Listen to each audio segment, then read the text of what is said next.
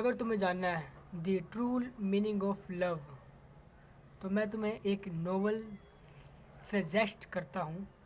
उस नोवेल का नाम है गुनाहों के देवता। जी हाँ, गुनाहों के देवता। तुम में से किसी ने इस नोवेल के बारे में सुना भी होगा और शायद किसी ने नहीं सुना होगा। तो मैं तुम्हें बता दूँ, मुझे इस नोवेल को पढ़े हुए 1 या 1.5 महीने हो चुके हैं और ये नोवेल मेरे दिमाग में लगभग 1-2 हफ्ते तक तो रही थी। उसके बाद जाके मुझे टाइम लगा इस नोवेल के कहानी को दिमाग से हटाने के लिए, क्योंकि ये जो नोवेल है ना तुम्हारे दिमाग में चढ़ जाती है। तुम्हें हर जगह नोवेल के कैरेक्टर दिखते हैं, हर जगह। ऐसा ये नोवेल है, उपन्यास है। इनके जो लेखक है उनका नाम मुझे पता नहीं, भारती कुछ नाम है इनका, भारती करके, मुझे पता नहीं। उनका सरनेम भारती है। बड़े अच्छे लेखक हैं। उनकी ये नोवेल है उनका गुनाहों के देवता। अगर तुम्हारे पास टाइम है फ़ोन चलाने के लिए, इंस्टा स्क्रॉल करने के लिए, या जो भी करने के लिए बकवास टाइम, तुम बस ले रहे हो फालतू का ज्ञान, तो मैं तुम्हें बोलता हूँ ये उपन्यास पढ़ो। तुम्हारा दिमाग खुलेगा, समझ में आएगा कि ये भी एक कहानी होती है, ये भी एक तरीका है प्यार करने का, ये भी एक तरीका है सेक्रीफाइस करने का। लव में सेक्रीफाइस कैसे होता है, लव में ये कैसे होता है, ये सब तुम्हें पता चलेगा। ये सब चीज़ मुझे अभी भी से पता तो क्रिंज लगती है।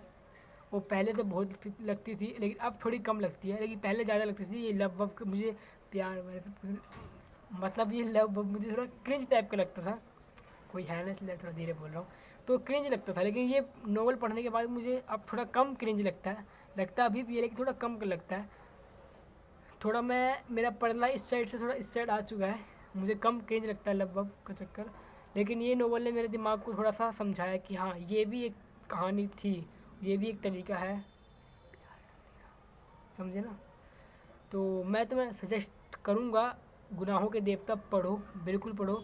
अगर तुम अपना टाइम वेस्ट कर रहे हो फालतू का रील स्क्रॉल करने में। लेकिन अगर तुम पढ़ाई वढ़ाई कर रहे हो, तुम अपना बुक पढ़ रहे हो, तुम वीडियो डालो यूट्यूब पे, तुम्हारे टाइम नहीं है तो मत पढ़ो। लेकिन तुम्हारे पास एक्स्ट्रा टाइम है तो पढ़ो, पहले बोल देता हूँ। और कुछ मैं तुम्हें बोल देता हूँ, ध्यान रखना। अगर तुम थोड़े दिल के कमज़ोर हो तो मत पढ़ना, इमोशनल ज़्यादा हो तो मत पढ़ना। दूसरा मैं अपने थोड़ा बताता हूँ मुझे कैसा लगा। मैंने ये जो नोवेल है एक दिन में लगातार पढ़ दी थी। पता नहीं कितने पेज की थी, 180 से 300 कुछ पेज की थी। मैंने एक ही दिन में पढ़ दी है। सुबह उठा मैं, सुबह से लेकर रात को 1-2 बजे तक पढ़ता गया। खाना खा रहा हूँ पढ़ रहा हूँ, चल रहा हूँ पढ़ रहा हूँ, कहीं जा रहा हूँ पढ़ रहा हूँ, ट्यूशन गया तब भी पढ़ा मैंने, रात को सोने के टाइम भी पढ़ता गया। रात के 1 बजे मेरी बंद हुई और मैं पढ़ने के टाइम लगभग भी तो 15-16 बार रोया हूँगा, मेरे आँख से आंसू निकले होंगे इस नोवेल को पढ़ते हुए। क्योंकि इसमें ऐसी ऐसी चीज़ें हुई है ना जिससे पढ़ के मेरे आँख से आंसू आ गया लिटरली। वरना मैं कभी रोता नहीं हूँ इन सब फालतू चीज़ों में, लेकिन नोवेल पढ़ के ये वाली मेरे को, मैं ऐसा बंदा हूँ नहीं, लेकिन मुझे पहली बार आंसू आए हैं नोवेल पढ़ के। बहुत ही गूस बम्स होते हैं ना, गूस बम्स, रियल वाले गूस बम्स आए मेरे को, रियल वाले, ये पूरे खड़े हो जाते हैं मेरे। ऐसी ये कहानी है। और उसका जो एंड है ना, वो तो भाई साहब क्या बताऊँ मैं। एंड पढ़ के तो मेरा दिमाग ख़राब भी हो जाता है भाई, इतना ख़तरनाक एंड मैंने कभी नहीं पढ़ा भाई। इसलिए कह रहा हूँ कमज़ोर दिल वाले मत पढ़ना।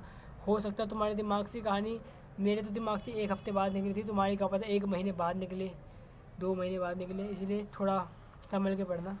लेकिन बहुत इमोशनल कहानी है। गुनाहों के देवता, दोबारा बता दूँ, गुनाहों के देवता, रिटन बाय भारती इनका नाम है, पूरा नाम पता नहीं मेरे को। बड़ी अच्छी किताब है। फिर भी मैं तुम्हें 2-3 कैरेक्टर बता देता हूँ। पहला है मेन कैरेक्टर चंदर, सुधा, बिंदिया, पम्मी, बंटी, डॉक्टर शुक्ला, ये सभी कैरेक्टर हैं। सुधा पे थोड़ा ज़्यादा ध्यान देना, उसका कैरेक्टर थोड़ा अच्छे से सोचना सुधा के बारे में और चंदर के बारे में, मतलब सभी कैरेक्टर के बारे में समझना। हर कैरेक्टर हर चीज़ को शो करता है, हमारे इमोशन को शो करता है। कैसे एक बंदा समाज के दबाव में आके अपने इमोशंस को सब प्रेस कर रहा है। देखो, हर किसी, कोई बंदा किसी बुक को पढ़ता है, नोवेल को पढ़ता है, तो वो बंदा अपना अलग ही एक सीख लेता है। दूसरा बंदा कोई और सीख लेगा, तीसरा बंदा कुछ और समझेगा उस बुक से। इसलिए ये मत समझना कि जो मैं बोल रहा हूँ वही होगा। हो सकता है तुम्हारा कुछ और सीखो, तुम कुछ अलग सीखो, तुम और ही कुछ अलग ही सीख लो। मैंने तो भाई ये सीखा है कि समाज की वजह से अपने इमोशंस को सरपास दबाओ मत, दैट्स इट। तो यही किताब है, नोवेल है गुनाहों के देवता। मैं तुम्हें सजेस्ट करता हूँ पढ़ो, अगर मन है तो, टाइम है तो। फालतू का नहीं, मतलब कि पढ़ लो अगर एक्स्ट्रा टाइम है तो, अपने काम, मेन काम के सिवाय। तो गुनाहों के देवता पढ़ो, तुम्हें रुला देगी, मैं कसम खाता हूँ।